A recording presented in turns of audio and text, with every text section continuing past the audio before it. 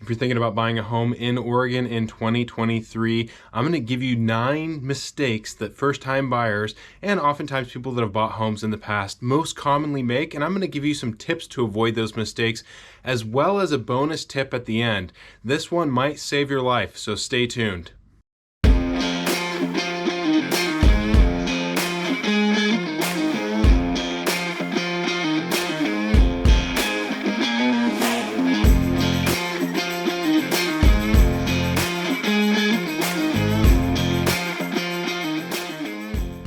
Hey everyone, Seth Marchett with the Home Team Brokers here. Welcome back to the channel, or if you're new to this channel, living in Oregon, and you'd like to know more about what it's like to live in Oregon, make sure and hit the subscribe button and tap the bell. That way you'll be notified every week when we drop a new video. And as licensed real estate brokers in the state of Oregon, as much as we love making these videos, we'd love to help you move here. If you're somebody that's thinking about taking the next steps and moving to Oregon, you can call, text, email, or click the link below in the description of this video if you want to get into our calendar and schedule a Zoom with us. All right, let's get into the 9 mistakes that first-time buyers most commonly make when buying a home. Our first common mistake is choosing the right neighborhood. This is true for Oregonians, but especially true for people coming from outside of the state that aren't familiar with this area, or maybe have never been here before, which is a fair amount of people that reach out to us.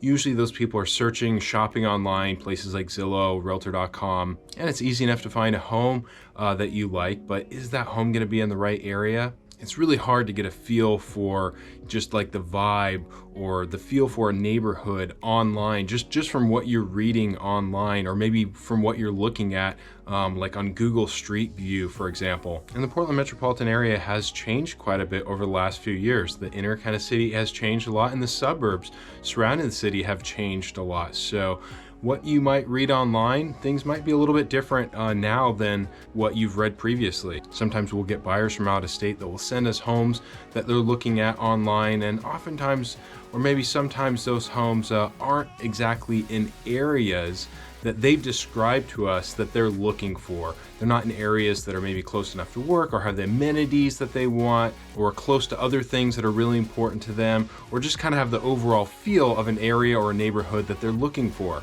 And that also applies to Oregonians, and that sometimes you just get so focused in on that house, you're really not thinking about too much about the actual neighborhood. So one thing you want to be careful about is not choosing the house over the neighborhood, or at least not completely disregarding the neighborhood. Perhaps you're putting the house first, but at least you want the neighborhood to factor into the equation. This might not be as relevant to some people these days with work from home, and as much as people stay at home these days, but you'll probably interact with the neighbors at some point. You'll probably have to sell your home at some point. I went and looked at a house recently for a buyer in an area that hadn't been down in a while. Google Maps, Google Street View looked good. Everything looked good online, but when we went to the house, sort of across the street, maybe a house down across the street, the front yard of one of the neighbors' houses looked like a junkyard. It was in terrible shape. There was a bunch of broken down cars in the front yard that looked like they'd been there for a long time. Now that might not bother you, that might not matter to you too much, but if you're going to sell your house at some point again later, which you probably will, that might bother some other potential buyers. So if it's not for you, at least consider in the resale value that the neighborhood or the area that you're choosing the home in is important. Next common mistake is focusing on the wrong things. So what are some of the wrong things? The wrong things are typically things that can be changed. Things such as carpet, paint, appliances, maybe the kitchen isn't updated the way that you want. Now, all of those things can be fixed or can be changed. Now, granted, if this was the past couple of years where it was a red hot seller's market, you probably weren't going to get the seller to concede to fixing or changing some of those things for you, but at least it can be done, and it shouldn't be a reason to exclude a house just because it's maybe not the style or the right paint color that you want. Maybe you have a dog and the house doesn't have a fence. Just remember, you can add a fence. And the good news is, as it stands right now, it's becoming more of a balanced market. So if you do want to negotiate something like new appliances into the deal, you're gonna have a much greater chance of doing so right now. So just remember, if you're focusing on anything that can be changed, that shouldn't be a reason to exclude the house. Instead, focus on things that can't be changed. the lot size, the location of the house, like I mentioned just a moment ago, the neighborhood, right? So location is important. Maybe even the size of the house. Maybe you can do an add-on to the house, but you're probably not going to. So when you find a house with the things that you should be focusing on, with the things that can't be changed, that checks all the boxes, don't let something like the house having, let's say, carpet instead of hardwoods be a reason why you wouldn't consider purchasing the house, because again, that's something that can be fixed. And in this market, you might be able to fix it without paying out of pocket. It might be something that you could actually negotiate that could be fixed or changed before close. It might even be something that can be negotiated into the deal and can be done post-close. But just always remember and ask yourself, is this something that can be fixed or changed, or is it not? And if it's something that can be changed, then don't let it be a reason why you wouldn't buy the house. Next common mistake is not speaking to a lender, or maybe not speaking to a lender early enough. Now, as real estate brokers, we're happy to talk to you at any time. If you haven't talked to a lender yet, no problem. Still happy to talk to you, answer any questions. We can refer you to a lender. We have a handful of lenders that are our preferred lenders that we work with, but there's only so much that we can do. There's only so far that we can go in the process if you haven't yet talked to a lender or figured out at least how you're going to pay for the house. You also typically want to speak to at least a couple of different lenders, look at a couple of different options. And again, we can give you a couple of different options. Different lenders are going to have different packages, different rates, different closing costs. So certainly want to be able to find the one that's going to work the best for you. You also want to make sure that you've spoken to a lender recently. Sometimes we'll bump into somebody that maybe spoke to a lender like a year ago, and things are a lot different now, as you probably know if you're watching this video, than they were a year ago. And so if you're basing your numbers off of the information a lender gave you from a year ago, you might be going down the wrong path. You might not be able to afford, or some of the terms might have changed. So definitely make sure that you're going off of the most recent information. And your lender's probably going to advise you of this, but you're also going to want to make sure and check your credit report. Make sure there's no errors on that credit report so that your score is as high as it can possibly be, and thus you'll get the best rate. The next mistake we see people making is choosing the right agent for them, choosing the right buyer's agent for them. There's not really any sort of conventional wisdom or way or method or process for choosing the right agent. A lot of people just go with a friend or a family member. That can get a little tricky at times because oftentimes you know more than one realtor, so it's like, who do I pick? And if you don't know this, and if you're a first-time buyer, you probably don't know this, the seller pays for the commission for the buyer's agent. So you as a buyer actually don't pay anything out of pocket to somebody like myself as a buyer's agent. So I think for that reason, sometimes buyers aren't as selective in choosing the agent that they work with, maybe because they're not losing anything. There's no cost up front, there's no cost out of pocket, so they maybe feel like there's not a whole lot of risk to it. But it is important. There are a lot of moving pieces in a real estate transaction. There are a lot of potential things that could go wrong, could cause you pain, could be costly financially. And so you should really use an agent that you feel is competent, somebody that you feel is trustworthy, and somebody that you feel comfortable with. A few ways that are probably not great ways to pick agents. One thing that sometimes we'll see is, again, everybody's shopping online for homes, right? Even before you've talked to a realtor, the first thing people do is they go online, they shop for homes at Zillow, Realtor.com, Redfin, Trulia. When you see a home that you like on a Zillow, for example, there's usually a button there that will say something to the effect of, click here for more information. And what that's going to do is that's not going to connect you with the listing agent as you might expect. You might be expecting to get connected with the agent that's actually listing the home when you click a button like that for a property that you're looking at. What's happening is Zillow takes your information, they sell it to another realtor, and then that's the realtor that they're going to connect you with. So some random person you've never heard of, you're just randomly connecting because you clicked a button on Zillow.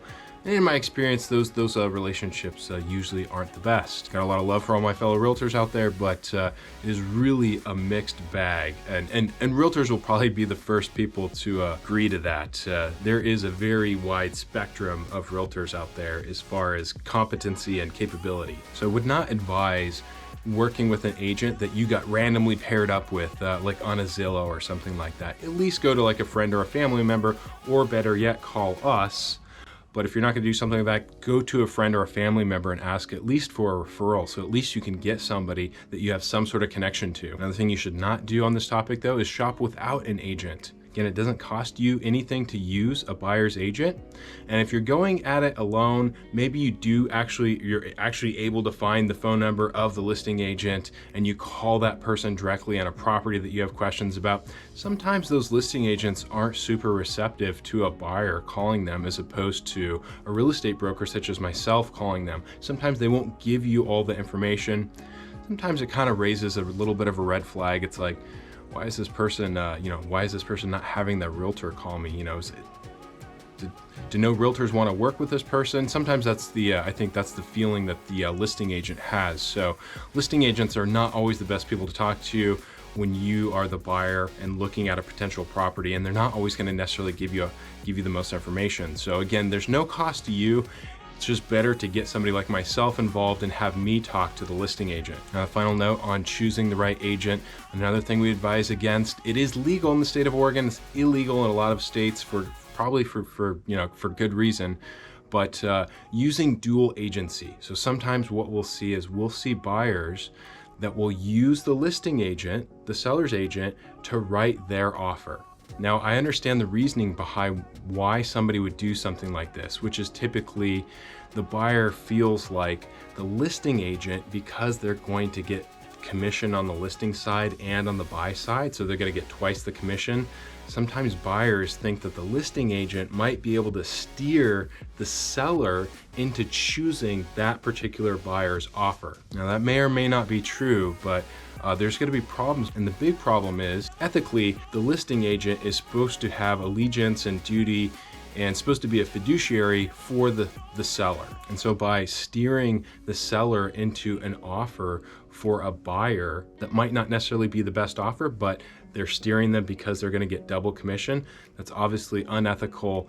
It is something that you can get in trouble for. Obviously, the owner wouldn't be happy about it if they found out as well. And the problem with this on the buy side is that as a buyer are hoping that the listing agent is going to do something at a minimum slightly unethical, and then you're going to trust this person to take you through this really long process of which there's going to be more negotiations later, and somehow have that person both advocate for the seller and you simultaneously, which obviously is impossible. So there's a little bit of a flaw in that logic in thinking that you as a buyer's agent could potentially win an offer by using the listing agent to write your offer, because that listing agent is going to steer the seller towards your offer. Because if that listing agent is not going to act ethically towards that seller, why would you expect them to act ethically towards you, the buyer, especially when they knew the seller first? Of course, they're going to have more allegiance to the seller. So if you're thinking about using a listing agent to write your offer as a buyer, I would definitely reconsider that. The handful of stories that I've heard from buyers that I've worked with that have done this in the past, it usually hasn't worked out well for them. And again, there's a reason why it is illegal in some states to have dual agency, an agent representing both a buyer and the seller. If you find a house that you want to write an offer on it, don't call the listing agent, call us. Next mistake buyers commonly make, allowing the market to dictate their move. Timing the market is really, really tough. The people who do it for a living often get it wrong. And if this isn't something that you do for a living, you're probably best off not speculating on the market. We do hear a lot of, I'm gonna wait and see what the market's gonna do right now. Kind of been hearing that for about the last 6 months or so, but I really don't think it's going to help anybody that's sitting on the sidelines.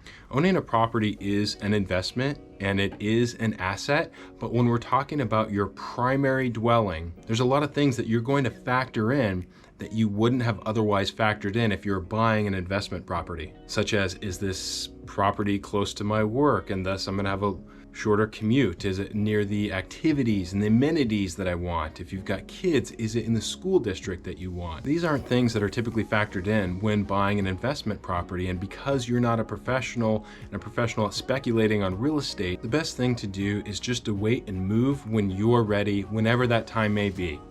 Wintertime's a great time because there's less competition, but consequently there's also less inventory to choose from.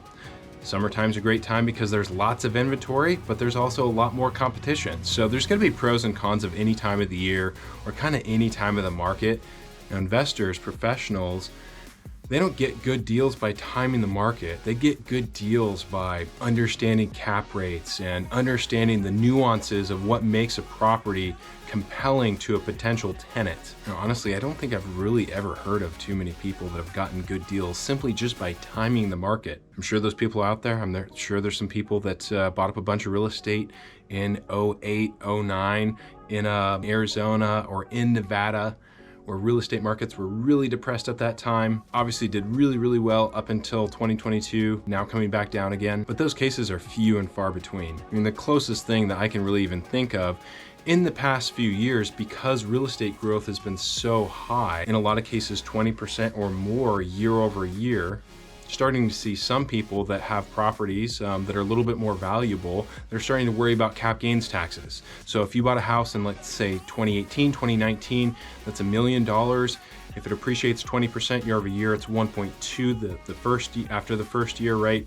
The second year it appreciated about 250,000. So you're at 1.44, 1.45 after 2 years. It only takes for $1 million house about just over 2 years, appreciating just over 20% year over year growth to get to about a $500,000 profit. And if you're not aware of cap gains taxes, after $250,000 for a single individual, you have to pay taxes on that property. For couples, it's $500,000. So if you buy $1 million home, anything beyond the 1.5 mark, anything beyond that $500,000 mark, you're going to start to pay taxes on. And so we did see some people in the last year, some people that moved probably just because they wanted to avoid paying some of those cap gain taxes because homes have gone up so much in value. Now those people probably don't really count. They moved more so because their hand was forced in a way, but that's about the closest thing I can say as far as seeing people that aren't professionals that are selling real estate that maybe actually came out ahead. Again, if you're just totally speculating where's the top, where's the bottom, and trying to base it on that, it's going to be tough to do. Next mistake is ignoring resale value. Kind of touched on that a little bit with like the area type stuff, but it definitely deserves a category of its own. It's a good chance the house that you're going to buy is going to have to be sold at some point, and you're going to want that home to be as desirable to as many people as possible. I toured a house not too long ago with one of our buyers that reached out to us through YouTube. This house was one of many houses that we looked at. It was somewhere around 2,000 square feet, and it was a 1-bedroom home, 1 level. Yes, that's right, 2,000 square feet, 1 bedroom. So what was all the space dedicated to? Well, it was for the most part an open floor plan. So you had a bedroom, and then you had a kitchen, and then you kind of had like a bathroom type of area with some walls that sort of separated a little bit of the kitchen and the bedroom, but the rest of the square footage was dedicated to, get this, an indoor pool.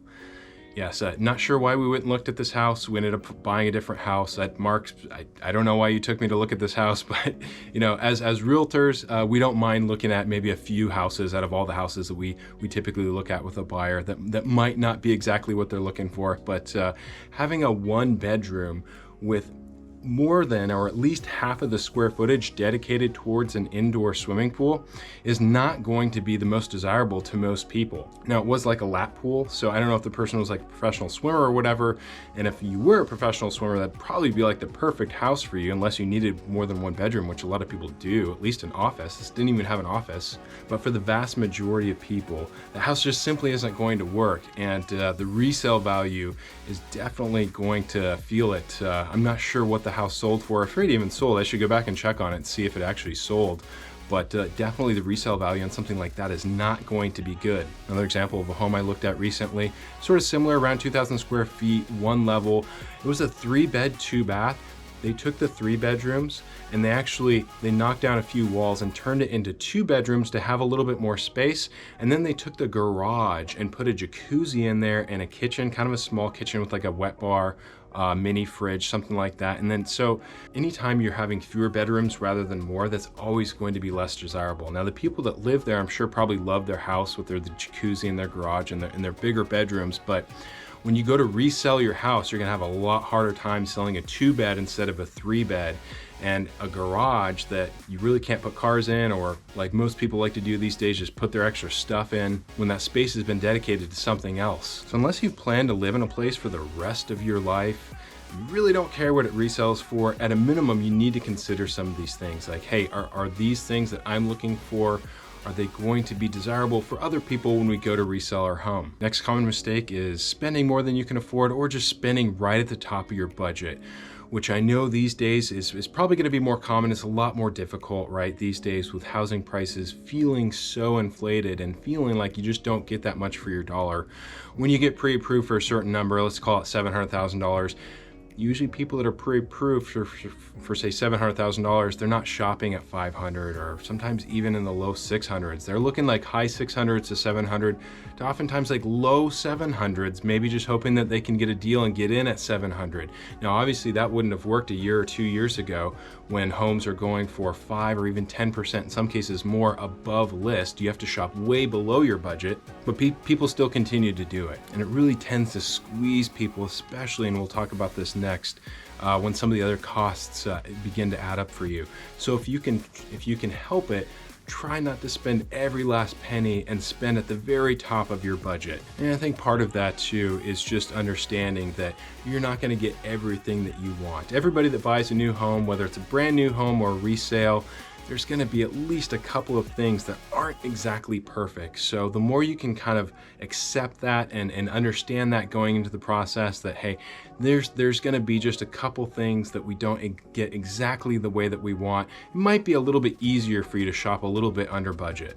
You're gonna have some like non-negotiables, like maybe bedrooms, like we have to have 4 bedrooms, but you should also have a list of few things that we say, okay, we want these things, but if they don't have these things, they're not gonna be deal breakers. And that should help you to maybe spend a little bit less. Next mistake, make sure you know all the costs.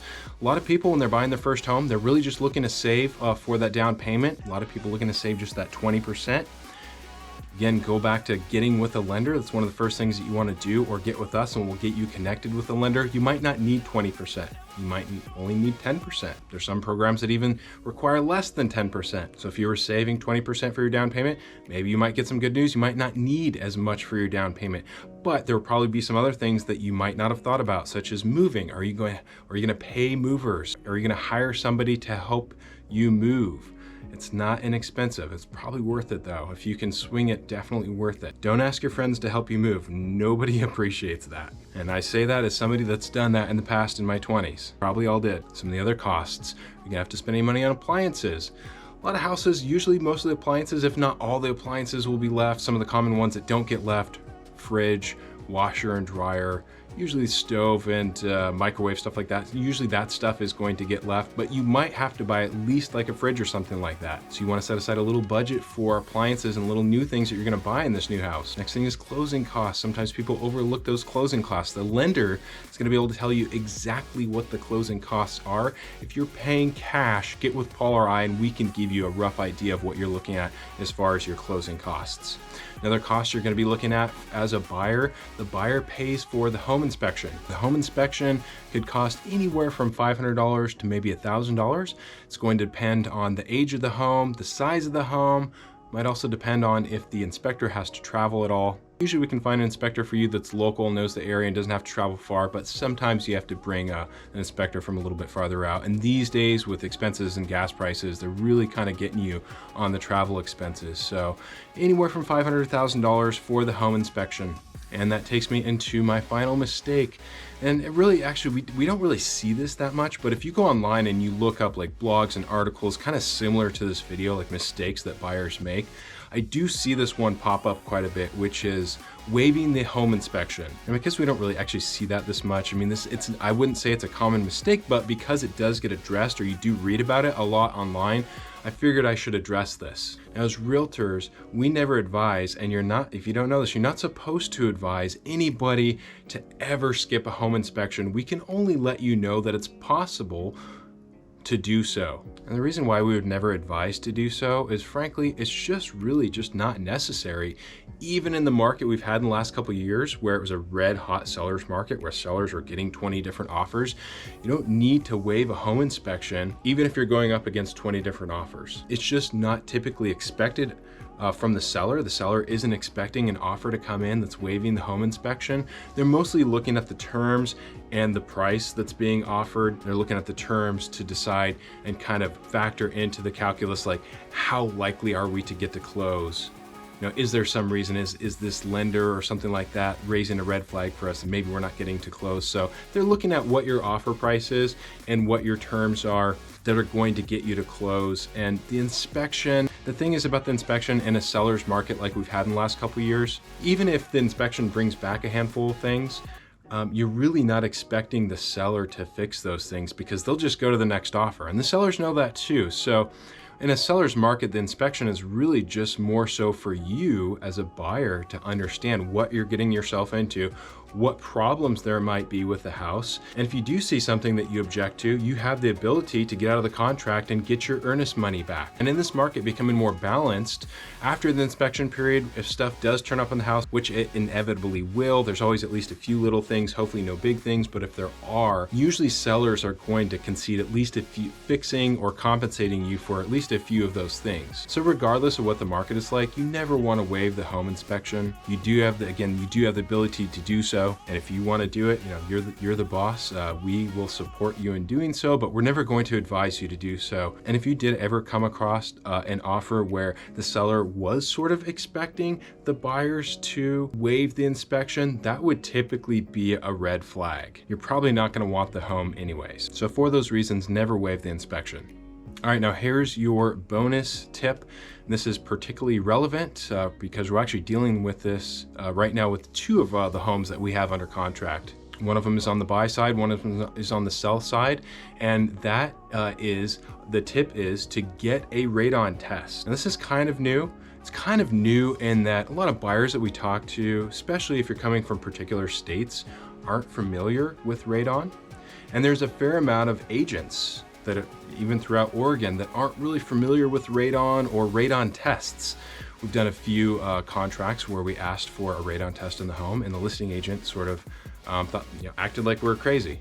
But the reality is, radon is a chemical that's in the ground. It's a radioactive, cancer-causing chemical that's in the ground that can seep up into your home, and it's typically going to build up in places where you have like a basement or a crawl space. And so you can find it everywhere, but once it builds up to certain levels, it becomes cancerous or hazardous to your health. And so the radon test will tell you exactly what those numbers look like, how much radon is actually built up in the house. If you find a house that has too much radon, like we have two right now under contract that do, there are services that will mitigate that radon. A little machine that they add to the house that will extract the radon. There's a little fan with a vent that will blow the radon outside of the house. So the reason why this wasn't really common in the past is because the equipment was expensive. The data had to be sent to a lab. It took weeks to get a result. And so consequently, it wasn't really conducive to the real estate process. So it's something that's been around for a while. Radon's been around obviously for a while. The testing's been around for a while, but making it sort of a common practice to include with our real estate offers. It's not something that all buyers are necessarily privy to and thus not asking for it. It's not something that agents will always suggest that you do, but we always do. And when we do, and it does turn up, our clients, our buyers at least, the seller's not happy when it turns up high, but our buyer clients are happy when they find out that the radon is high in the house that they wrote an offer on and that they want to buy, so that we can work that out. And radon is considered a health hazard, you know, so even in a seller's market, it's usually going to be sort of expected for the seller to compensate you or to get that fixed before close. And on that note too, also want to get a sewer scope. Those things kind of usually go hand in hand, radon test and a sewer scope. Those are sort of above and beyond the typical home inspection. Usually package deal, couple $100. So a couple $100 for a radon test, which might avoid you getting cancer. Sewer problems are very expensive. Definitely include radon and sewer in your inspections. Okay, so I hope that helped. If you have more questions about buying a home, if you'd like to talk to us about moving to Oregon or somewhere within Oregon, you can call, text us, or email us. If this video helped, give us a thumbs up. Lets us know that we're doing a good job. And if you want to see more videos about what it's like to live in Oregon and the process of buying a house in Oregon, make sure and hit the subscribe button and tap the bell. That way you'll be notified every time we drop a new video. Until next time, take care, everyone.